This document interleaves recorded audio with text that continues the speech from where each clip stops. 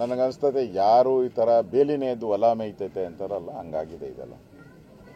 ನಮ್ಮ ಸರ್ಕಾರ ಇದ್ದಾಗ ಈ PSI ಹಗರಣ ಏನು ಬಂತು, ಈ ನೇಮಕಾತಿ ಇದ್ರದ್ದು, ಆಗ ಅರಗದ ಜ್ಞಾನೇಂದ್ರ ಅವರು ನಮ್ಮ ಹೋಮ್ ಮಿನಿಸ್ಟರ್ ಆಗಿದ್ದರು. ಅವರೇ ಇದನ್ನು ಎನ್ಕ್ವೈರಿಗೆ ಇನಿಷಿಯೇಟ್ ಮಾಡಿದ್ರು.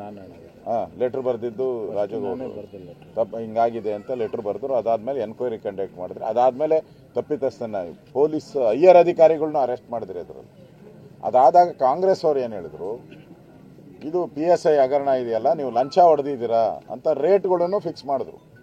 ಪತ್ರಿಕೆಯಲ್ಲಿ ಅಡ್ವರ್ಟೈಸ್ಮೆಂಟ್ ಕೊಟ್ಟರು, ಇದಕ್ಕೆ ಇದಕ್ಕೆ ಅಂತ. ಅದ್ರ ಮೇಲೆ ಕೇಸ್ ಹಾಕಿದಿರಿ. ಈಗ ರಾಹುಲ್ ಗಾಂಧಿ ಬಂದು ಬೇಲ್ ತಗೊಂಡೋಗಿದ್ದಾರೆ, ಮುಖ್ಯಮಂತ್ರಿನೂ ಬೇಲ್ ತಲ್ಲಿದ್ದಾರೆ, DK ಶಿವಕುಮಾರು ಬೇಲಲ್ಲಿದ್ದಾರೆ, 3 ಜನ ಬೇಲಲ್ಲಿದ್ದಾರೆ ಈ ಕೇಸಲ್ಲಿ. ನಮ್ಮ ಮೇಲೆ ರೇಟ್ ಲಿಸ್ಟ್ ಹಾಕಿದ್ಕೋಸ್ಕರ ನಾನು ಕೇಳ್ತೀನಿ, ಈಗ ನೀವು ನಮ್ಮ ಮೇಲೆ PSI ಹಗರಣ ಲೂಟಿ ಲೂಟಿ ಲೂಟಿ ವಿಧಾನಸಭೆಯಲ್ಲಿ ಇದೇ ಹೊರಡೆ ಹೇಳಿದ್ರು, ಲೂಟಿ ಲೂಟಿ ಅಂತ ಹೇಳ್ತಾ ಇದ್ರಿ. ಈಗ ನೀವು ಸಿದ್ದರಾಮಯ್ಯನವರೇ ನೀವೆಷ್ಟು 30 ಲಕ್ಷ ಫಿಕ್ಸ್ ಮಾಡಿದಿರಲ್ಲ ಯಾವುದೋ PSIಗೆ, PSI ಹಗರಣ ಅಂತ ಹೇಳಿದ್ರಿ. ಅದೇ PSI ಹಗರಣದಲ್ಲಿ ನೀವೇ ಲೂಟಿ ಹೊಡಿತಾ ಇದ್ರಲ್ಲ, ಟ್ರಾನ್ಸ್ಫರಲ್ಲಿ PSI ಟ್ರಾನ್ಸ್ಫರಲ್ಲಿ ಲೂಟಿ ಮಾಡ್ತಾ ಇದ್ದೀರಲ್ಲ.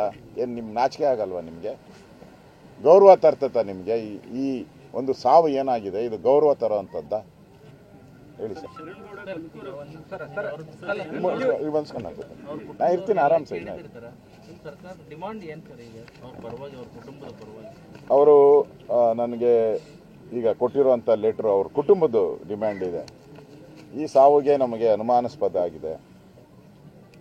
ಇದನ್ನು ನಾವು COD ತನಿಖೆಯನ್ನು ಒಪ್ಪಲ್ಲ. ನಾವು ಯಾರು COD ತನಿಖೆಯನ್ನು ಯಾರು ಕೇಳಿ, ಪರಮೇಶ್ವರ್ಗೆ ಯಾರು ಅರ್ಜಿ ಕೊಟ್ಟಿದ್ರು? ಯಾರು ಕೊಟ್ಟಿಲ್ಲ. ಅವ್ರ ಮನೆಯವರು ಕೊಟ್ಟಿಲ್ಲ, ಪಬ್ಲಿಕ್ಸು ಕೊಟ್ಟಿಲ್ಲ, ಮಾಧ್ಯಮದವರು ಕೊಟ್ಟಿಲ್ಲ, ಯಾರು ಇಲಾಖೆಯವರು ಕೊಟ್ಟಿಲ್ಲ. ಬಿಡಿ, ಇಲಾಖೆಯವರು ಒಂದು ಸತ್ತೋಗಿದ್ದಾರೆ ಅಂತ ಅನಿಸ್ತೈತೆ ನನಗೆ. ಅವರೇ ಕೊಡಬೇಕಾಯ್ತು. ಯಾಕಂದ್ರೆ ನಮ್ಮ ಇಲಾಖೆಯಲ್ಲಿ ನಾಳೆ ನನಗೂ ಆತೈತೆ ಅಂತ ಅವ್ರ ಜ್ಞಾನ ಇದ್ದಿದ್ರೆ ಇಲಾಖೆಯವ್ರಿಗೆ ಕೊಡಬೇಕಾಯ್ತು, ಅವರೇ ಕೊಡಬೇಕಾಯ್ತು. ಅವರು ಕೊಟ್ಟಿಲ್ಲ. ಅದರಿಂದ ಇದನ್ನು ನಾವ್ಯಾರು CID ತನಿಖೆ ಕೇಳಿಲ್ಲ. ಇದು CBI ತನಿಖೆ ಆಗಬೇಕು. ಇದು ಭ್ರಷ್ಟಾಚಾರ. ಇದು 30 ಲಕ್ಷ ಕೇಳಿರುವಂಥದ್ದು, ಈ PSI ಟ್ರಾನ್ಸ್ಫರ್ಗೆ 35 ಲಕ್ಷ ಕೇಳಿರುವಂಥದ್ದು, ಇದು ಪ್ರೂವ್ ಆಗಬೇಕು. ಅದರಿಂದ CBI ತನಿಖೆ ಆದರೆ ಮಾತ್ರ ಇದರಲ್ಲಿ ನ್ಯಾಯ ಸಿಗುತ್ತೆ ಅಂತ ಅವ್ರ ಕುಟುಂಬದವರು ಕೇಳಿದ್ದಾರೆ. ಉಳಿದಂಥದ್ದು ಬೇರೆ ಬೇರೆ ಕೇಳಿದ್ದಾರೆ. ಅವ್ರಿಗೆ ನೌಕರಿ ಕೊಡಬೇಕು, ಇದೆಲ್ಲವೂ ಕೇಳಿದ್ದಾರೆ. ಮತ್ತು ಹೇಳಿ. ಈಗ ಪ್ರಕರಣ ದಾಖಲಿಸಲಿಕ್ಕೆ 16 ಗಂಟೆ ಆಯಿತು. ಪ್ರಕರಣ ದಾಖಲೆ ಮಾಡಬೇಕಂತ ಇನ್ನೂವರೆಗೂ ಕೂಡ ಅವರ ತಂದೆ ಮಗ ಇಬ್ಬರು ಅಬ್ಸ್ಕ್ಯಾಂಡ್ ಆಗಿದ್ದಾರೆ.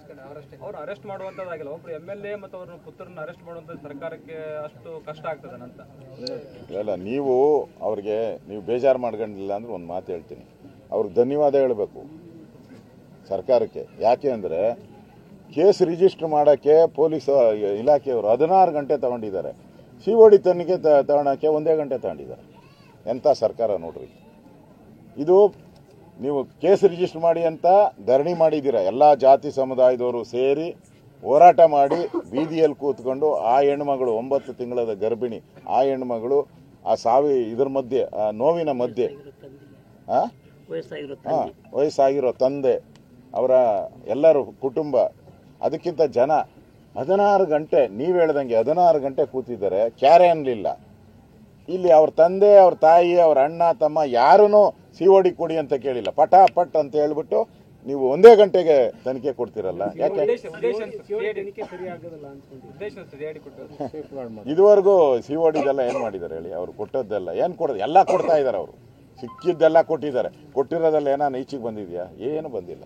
ಅಂದರೆ ನೀವು ಫರ್ದರ್ ಇದನ್ನು ಇವ್ರ ಮನೆಯವರು CBI ತನಿಖೆ ಕೇಳ್ತಾರೆ ಅನ್ನೋದು ಅವ್ರಿಗೆ ಮೊದಲೇ ಜ್ಞಾನೋದಯ ಇದೆ ಅವ್ರಿಗೆ.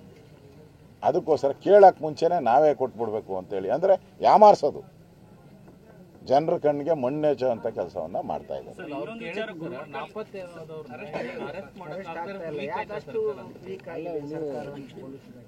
ಅಲ್ಲ, ಈಗ ಕೇಸ್ ದಾಖಲೆ ಮಾಡೋಕ್ಕೆ 16 ಗಂಟೆ ಅಂತಾರೆ. ಯಾರ್ಯಾರು ಇನ್ಫ್ಲೂಯೆನ್ಸ್ ಮಾಡಿರ್ತಾರೆ? ಮೇಲೆವರೆಗೂ ಇನ್ಫ್ಲೂಯೆನ್ಸ್ ಮಾಡಿರ್ತಾರೆ. ನೆನ್ನೆ ಏನು ಹೇಳಿದ್ರು ಇವರು ಪರಮೇಶ್ವರ್ ಅವರು? ಮುಖ್ಯಮಂತ್ರಿಗಳ ಜೊತೆ ಚರ್ಚೆ ಮಾಡಿದ್ದೀನಿ ಅಂದರು ಈ ವಿಚಾರವಾಗಿ ಸಂಬಂಧಪಟ್ಟಂತೆ. ಅಂದರೆ ಅಲ್ಲಿವರೆಗೂ ಹೋಗಿದೆಯಲ್ಲ ಸುದ್ದಿ. ಸಿದ್ದರಾಮಯ್ಯನವ್ರು ಏನೇಂದಿರ್ಬೇಕು, ಏನಪ್ಪ ಬರೀ ದಲಿತರೇ ಬತ್ತೈತೆ, ಬೇಗ ಏನಾನ ಕ್ರಮ ತೆಗೆದುಕೋ ಅಂತ ಹೇಳಿರ್ಬೇಕು ನಮ್ಮ ಮೋಸ್ಟ್ಲಿ. CID ಕೊಟ್ಬಿಡು, ಇಲ್ಲಾಂದರೆ ಮೈ ಮೇಲೆ ಬರುತ್ತೆ. ಇದೂ ಹೆಂಗೆ ಇದು ಬಂತಲ್ಲ, ಯಾವುದೋ ವಾಲ್ಮೀಕಿ ಹಗರಣ ಬಂತು, 178 ಕೋಟಿ. ಇಲ್ಲಿ ಮೂಡಾದು ಅದೇ ದಲಿತರ ಜಮೀನು ನುಂಗಿರೋ ಇದೂ ಅದೇ ನಮ್ಮ ತಲೆಗೆ ಬಂದ್ಬಿಡ್ತತೆ, ಬೇಗ ಕೊಡು ಅಂತೇಳಿ CODಗೆ ಕೊಟ್ಟು ಜಾರ್ಗಣಕ್ಕೆ ಮಾಡಿರುವಂಥದ್ದು ಅಂತ ಅನಿಸ್ತೈತೆ.